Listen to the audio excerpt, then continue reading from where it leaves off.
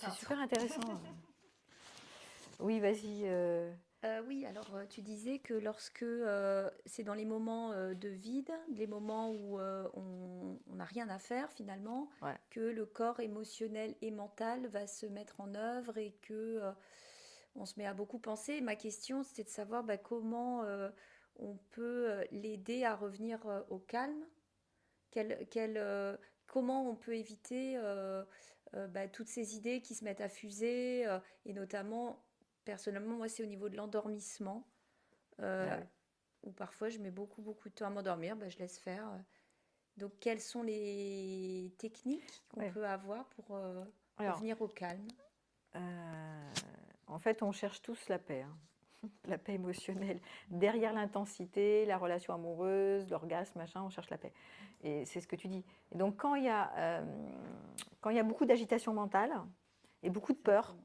du futur, machin, du coup, il y a de l'agitation et l'agitation crée la désorganisation du système nerveux. D'accord. D'où les troubles, la difficulté de t'endormir. Voire tu t'endors et tu te réveilles, insomniaque. Oui. D'accord. Ça, c'est que votre système nerveux est bien déréglé. Mhm. Okay. Donc, effectivement, on cherche à apaiser, à réguler ce système. Donc, il y a des techniques que vous pouvez faire déjà dans la journée. La première chose que je vous conseille, c'est déjà d'être à l'écoute de vos besoins dans la journée. C'est-à-dire, Oui. est-ce que j'ai besoin de me reposer dans la journée? Est-ce que je le fais? Est-ce que je vais faire, je vais m'octroyer, c'est des permissions, hein. Est-ce que est-ce que je me fais passer en priorité? Voilà. Donc, quelle permission je me donne pour être à l'écoute de mes besoins dans la journée, ou qu'est-ce que je m'interdis de faire qui me ferait du bien? Donc là, ça va être vraiment un travail du bon parent en vous, parent nourricier, qui va s'autoriser à faire des choses bonnes pour lui, à l'écoute de mes besoins. Mais il faut les écouter, vos besoins. Si vous dites, ah non, j'ai pas le temps, ah mais là, je suis au boulot, ah mais là, bah, tu vas désorganiser toujours ton système nerveux, ça va pas aider. Donc dans la journée, il y a des trucs à faire pour déjà être un peu plus stable, tu vois, moins agité mentalement. Parce que l'agitation entraîne l'agitation, la paix entraîne la paix. Mhm. Donc, alors, j'ai pas fini. Le sommeil de qualité va aider à ce que ces pensées cristallisantes, là, ces pensées du pire, machin, du manque, elles vont un peu être moins costauds. D'accord. Plus vous allez bien, plus vous allez bien. Donc, plus c'est. Déjà, tu connais, maintenant, vous savez que ce sont ces pensées-là qui foutent le why. Déjà, et d'une. C'est pas autre chose. Pensée, émotion.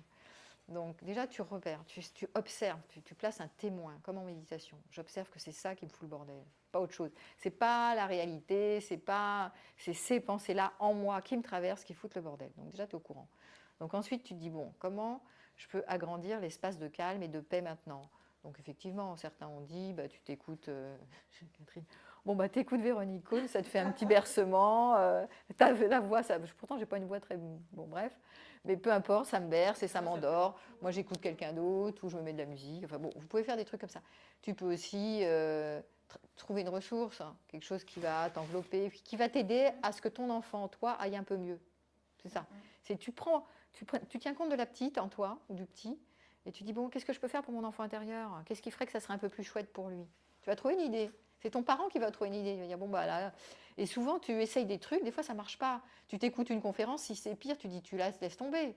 Si tu fais un truc, une méditation et que c'est encore pire, alors on va dire mais j'arrête, je fais pas ça. C'est pas ça, c'est pas la bonne ressource. On va pas faire ça. On va faire un truc qui me fait du bien. Alors tu changes de ressource.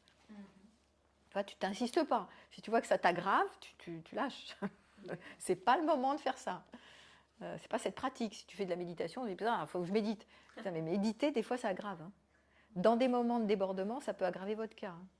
Donc, parce que le fait de mettre l'attention sur une peur ou une pensée, ça peut la développer, hein. Donc, faites attention. Si c'est pas une bonne pratique, lâchez l'affaire. N'insistez pas.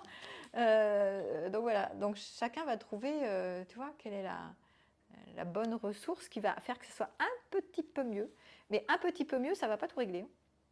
Donc ça ne va pas forcément faire partir la peur complètement ou la pensée, etc. Il y a aussi une technique qui consiste à être vraiment dans l'indulgence. C'est vraiment, je suis d'accord pour faire partie de cette condition humaine un peu tragique, ma foi, qui est que j'ai des pensées qui parfois sont dysfonctionnelles, qui me créent des émotions dysfonctionnelles, et je ne peux pas faire autrement. Je n'ai pas le contrôle des fois, j'y arrive pas. J'ai beau me dire que cette pensée est débile, ce commentaire n'a pas de sens, mais quand même, je suis prise par. Donc quand tu n'y arrives vraiment pas à te distraire, à changer ta pensée, à faire quelque chose de bon pour toi, c'est ce qu'on appelle le débordement, hein. Ben à ce moment-là, la seule chose que tu peux faire, c'est la voix du cœur, c'est la compassion. C'est comme si tu places une bonne mère qui enlace tout le why, tout le bordel humain, tu vois, qui fait partie de la condition humaine, en fait, ce truc-là. Et juste, tu prends ça dans les bras et tu mets de l'indulgence. Voilà, je ne peux pas faire mieux. C'est pas lâcher prise, là, tout de suite, à l'instant T, il n'y a rien qui me vient. Tu vois, y a rien. J'essaye des trucs, ça ne marche pas. Bouh, il n'y a personne pour moi. Et mes pensées ne s'enlèvent pas. Donc, c'est la fin du monde, en fait, tu vois. Et à ce moment-là, tu peux juste être indulgente, en fait. Se reconnecter à ses sens. C'est de lâcher prise, là? Ça, c'est des techniques encore. C'est encore des ressources. Du lâcher prise? Mais oui, le lâcher prise, c'est le oui. Bon, d'accord. C'est bon, bah écoute, mais c'est l'indulgence. C'est la grande-mère qui te prend dans les bras et qui dit bah ma pauvre chérie, bah écoute, voilà, t'as tout essayé. Et après avoir tout essayé, toutes les pratiques, les machins, la méditation, les rituels, parler avec les êtres de lumière, vous pouvez faire tout ce que vous voulez là. Il y a des moments, il n'y a rien qui marche. Par moments, des fois ça marche, hein, il y a des trucs qui marchent des fois. Mais quand il n'y a rien qui marche, à un moment donné, c'est ainsi soit-il. En fait, c'est la prière. Mais c'est vraiment l'indulgence. C'est voilà, et puis rappelez-vous qu'on est tous là, mais on passe tous par ces mêmes trucs, hein. Donc tous les humains passent par ces affres-là. Donc reliez-vous à l'humanité souffrante, quoi. Le petit enfant intérieur qui est tapis au fond de chacun de nous et qui a des peurs, et si c'est pas pour ça, c'est pour ça. Puisque la peur est la base de la survie, c'est biologique. Donc c'est inscrit au plus profond de l'espèce, en fait. Donc là, un jour, tu as peur d'être seul, le lendemain, tu as peur de manquer d'argent, le surlendemain, tu as peur de manquer de je sais pas quoi. Voilà, donc c'est ça, mais en même temps, ça nous joue des tours énormes. Parce que du coup, c'est que du cerveau reptilien qui est là, et on est là, oui, on a peur, on sait que c'est pas rationnel, on se dit mais pourquoi j'ai peur, c'est idiot ce truc. Mais en fait, c'est complètement interprétatif. Donc il y a des moments quand on peut vraiment plus rien faire et qu'on est complètement pris, c'est la nuit, vous êtes tout seul, personne, tu peux appeler personne. Et c'est ce truc, voilà. Moi, c'est ce qui m'aide le plus, c'est l'indulgence. C'est vraiment la voix du cœur à ce moment-là. Et Véronique, merci. C'est en complément avec ma question, t'as pas eu l'habitude d'écouter tes besoins. T'as pas été conditionnée comme ça. Donc en fait, maintenant, j'apprends petit à petit et ça me fait du bien. Comment dire? Donc en fait, comme en plus je capte beaucoup de choses autour de moi, je me sens hyper sensible. Si tu veux, j'ai souvent besoin de faire un peu le vide et d'être seule. Ouais, c'est ça. Et là, dans la solitude. Ouais. Oui. Et quand autour de toi, on veut pas te laisser seule en fait. Tu vois, bon, bah, il y a mes enfants, hein, je vais pas leur dire bon, on va aller faire un tour dehors. Je les assume. Mais il y a les seuls moments où j'arrive à être seule, bah, mon compagnon, je sais pas trop comment l'appeler, lui veut au contraire toujours être là, collé à moi. Ouais. Donc là, on va travailler sur les limites. Sur les limites. De travailler sur tes limites. Parce que ce qui va être prioritaire, c'est répondre à tes besoins. Sinon, tu dérègles ton système nerveux, tu vas te taper des troubles de machin, et plus tu as des troubles, et plus tu t'agites, et moins ça va, et plus tu as peur. Donc, il va falloir, à un moment donné, te faire passer en priorité, quitte à frustrer un peu l'autre, ou à voilà.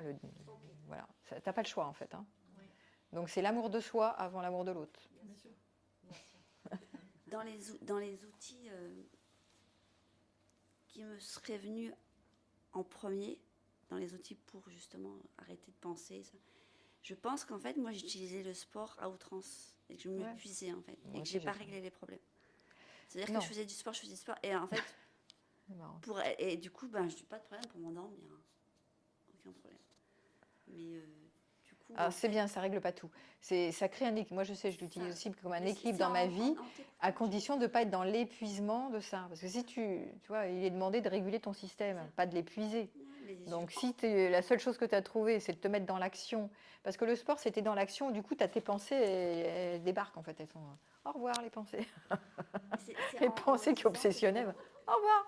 Mais si tu veux, si tu es obligé d'utiliser tout le temps ça, pendant ce temps-là, tu réponds pas, peut-être tu es fatigué. Donc, si tu ne te reposes pas, tu continues de déréguler ton système.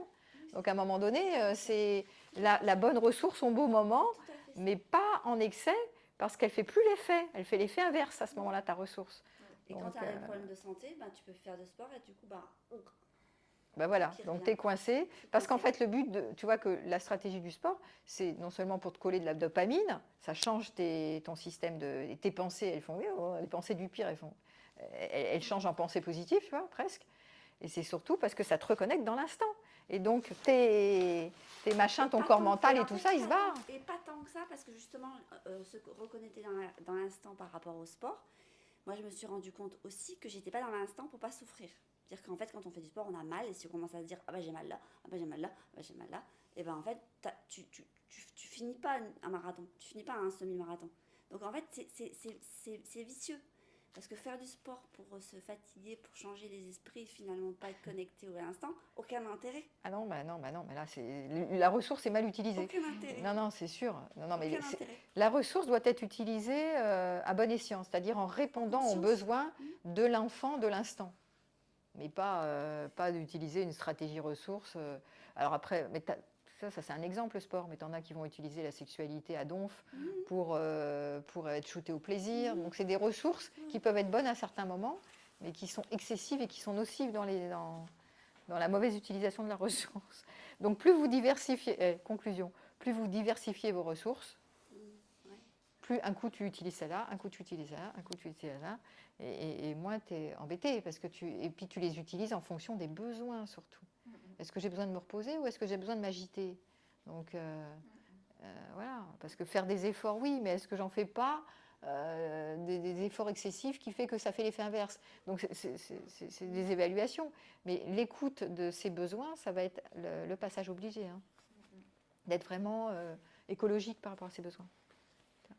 D'être dans la douceur avec soi. C'est l'amour de soi, ça.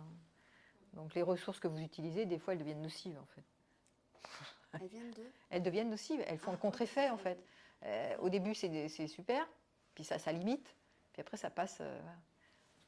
De toute façon, la ressource ultime, ça va être, c'est la spiritualité. À un moment donné, c'est la ressource avec un grand R. Hein, parce qu'il y a plein de ressources. Et la ressource spirituelle, c'est vraiment l'indulgence, en fait. C'est la connexion. Et puis, il n'y a que ce qu'il y a. Et puis, quand tu es débordé, hop, la voix du cœur. Et puis, c'est ça. Encore faut-il savoir... Puis, ça passe, parce que les choses passent. Alors, pourquoi ça passe? Ça va passer d'autant plus vite que tu arrêtes de croire à tes peurs du manque, tes peurs du futur. Là, tu ne les alimentes pas parce que tu les connais, tes pensées, tes peurs. Plus tu y crois, plus elles continuent de revenir et que tu y crois, plus tu les alimentes en fait. À un moment donné, quand tu les vois, tu les as repérées et que tu sais qu'elles sont fausses, tu arrêtes de les alimenter. C'est ça le truc aussi. Sinon, tu continues, elle revient, oui c'est vrai, je vais avoir peur d'être seule et ça va être la panique et ça va être la catastrophe et voilà, c'est dangereux. Et évidemment, ça repart, Marseille, ça repart.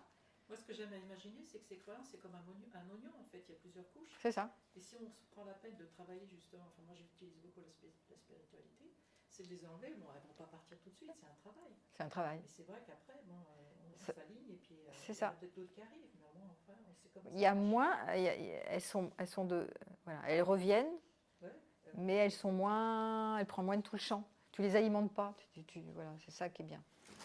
Donc il faut arriver à ça. Après, c'est pas une fin en soi parce que il y a toujours autre chose qui arrive au magasin, mais ça te prend moins le champ comme ça. Tu es moins tétanisé ou moins terrifié, moins prisonnier de tes pensées.